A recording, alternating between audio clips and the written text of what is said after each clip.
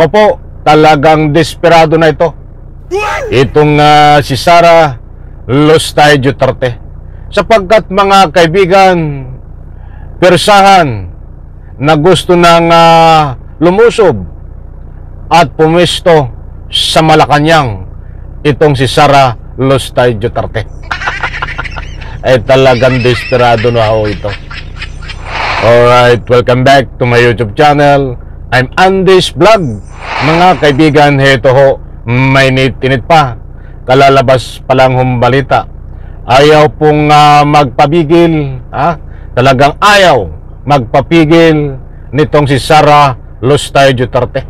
Gusto nang umupo diyan sa Malacanang upang pirsahan, napatalsikin, palayasin itong ating kagalang-galang kasalukuyang Pangulong Bongbong Marcos.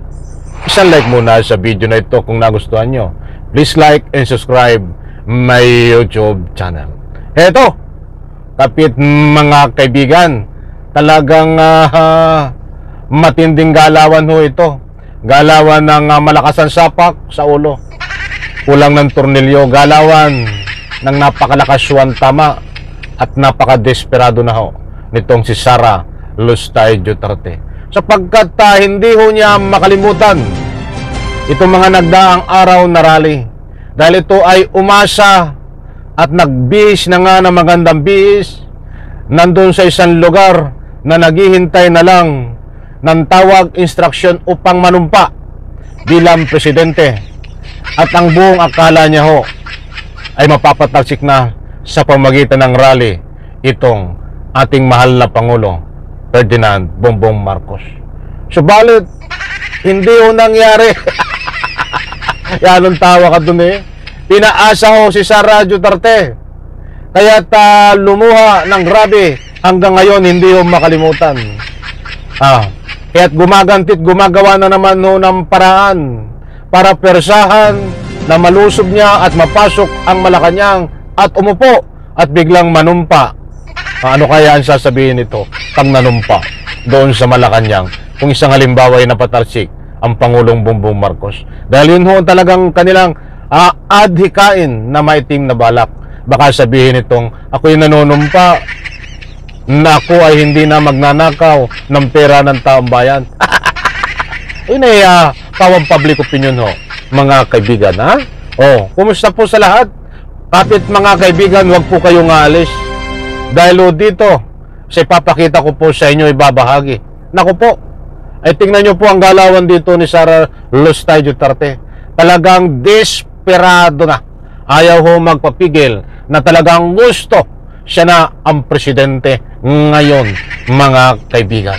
Ayaw niyang makalimutan yun Masakit sa dibdib niya ang nangyari na pinaasa siya ng kanyang taga-suporta. Na dapat siyang maging presidente na, subalit hindi ho napatalsik ang ating mahal na Pangulo. Tumulo na ang luha sa aking mata. Ganyan ho ang nangyari kay Sara Lustay Duterte.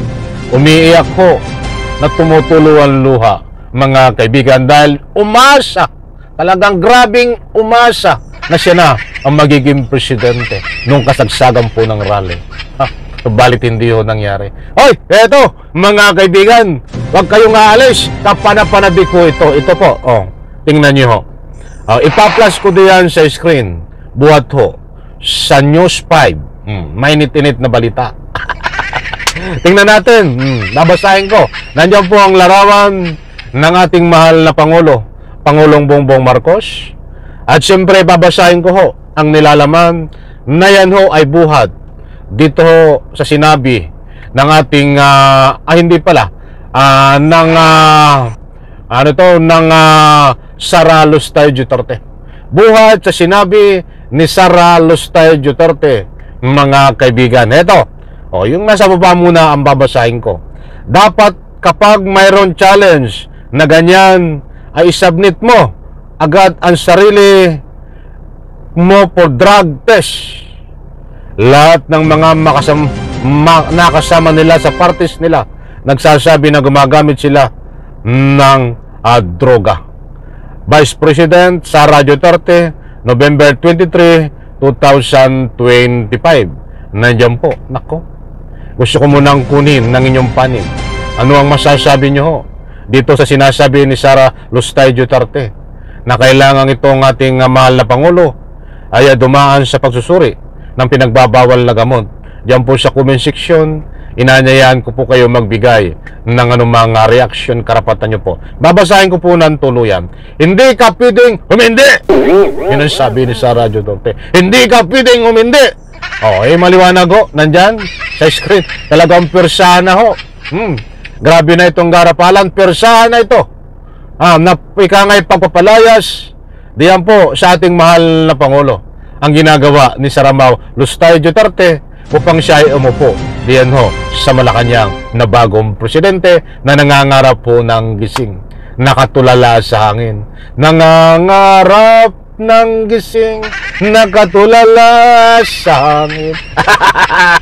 Eto na, mga kaibigan, inimok ni Vice President Sara Duterte si President Bongbong Marcos na sumailalim sa drug test kasunod ng paratang ni Senador Amy Marcos na gumagamit siya at ang kanyang pamilya ng iligal na droga. Hamon, abay naghamon, hamon ni VP Sara, dapat magpa-drug test si PBM para mapatunayan na may kakayahan pa rin siyang mamuno bilang Pangulo. Aba, ang lakas ng tama mo sa utak. Wala kang karapatan magsabi niyan, Sara Lustay Duterte, dahil noon pa man itong sinasabi mo na binabanggit mo ditong magpa-test tungkol sa pinagbabawal na gamot ay napatunayan na noon yan.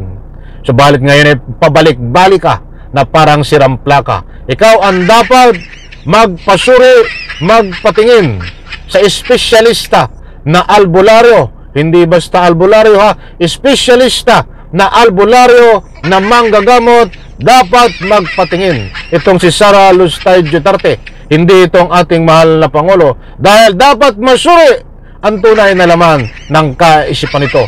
Dahil alam po natin na ito ay kulang ng tornilyo sa ulo, kaya't napakalakas ng sapak nito. Ang 10 salita ho nito, 15 ang mali. Ganyan no, katindi ang pag-uugali ni Sara Lustay Duterte. Walang kredibilidad. Eto, ituloy po natin. Uno nang iginit ng palasyo na matagal ng negatibo sa drug test ang Pangulo at hindi raw nito papatulan ang mga panawagan na sumailalim siya sa herpolical test. Maliwanag ho, mga mahal kong taga-subaybay, tawanan po natin ito. Kaya't maliwanag ho dito, itong mga galawan ni Sara Lustay Duterte ay isang uri na desperado na persahan na gumagawa ng paraan, persahan na mapalis, mapatalsik, mapalayas sa Malacanang at siyang uupo na yan huwag hindi mangyayari na isang pawang kalukuhan, kagaguhan ang pinagagagawa nitong si Sara Lustay Duterte. Isang like ko sa video na ito. Maraming salamat. Bye-bye. Palapakan.